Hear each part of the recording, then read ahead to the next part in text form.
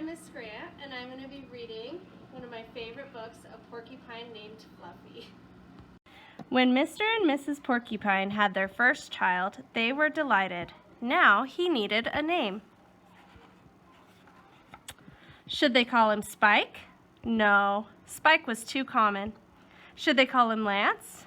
No, Lance sounded too fierce. Should they call him Needle Rooser? No, Needle Rooser was too long. Prickles? Pokey? Quillian? Then they had an idea. Let's call him Fluffy. It's such a pretty name. Fluffy. But soon there came a time when Fluffy began to doubt that he was Fluffy.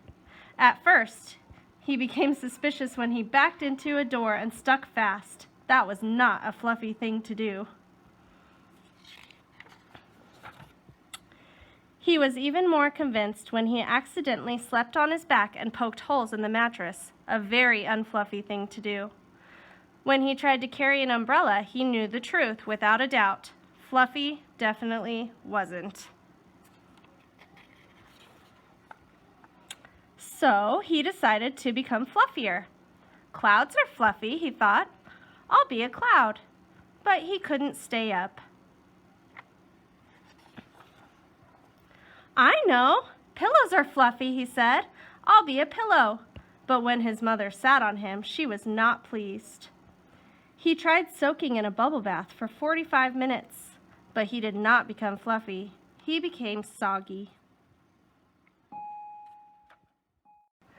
He tried whipped cream. He put a little on each quill. It was not easy, and it took more than half a day. But this did not make Fluffy fluffy. They should have named me Gooey, he sighed. He ate a lot of fluffy marshmallows. He rolled in shaving cream and feathers. He even tried to become a bunny. But the truth remained. Fluffy wasn't.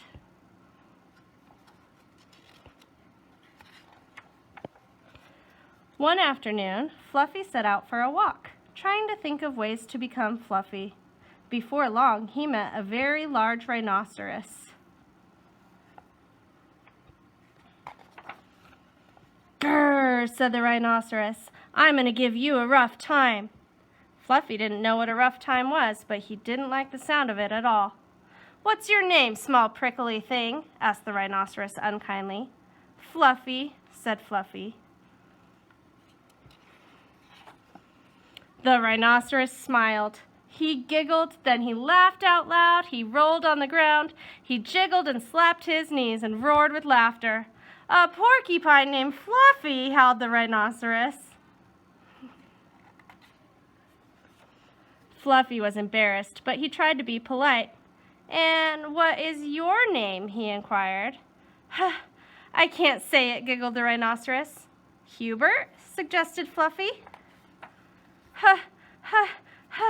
"Oh, help, I just can't say it. I'm laughing so hard," said the rhinoceros. "Harold, or maybe Herman?" asked Fluffy.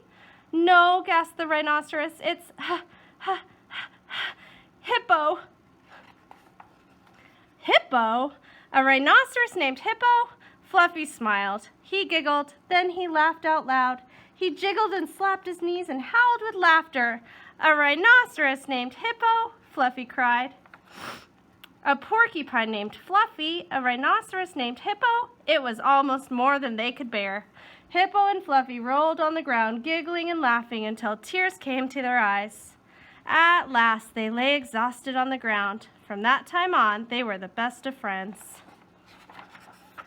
And Fluffy didn't mind being Fluffy anymore, even though he wasn't.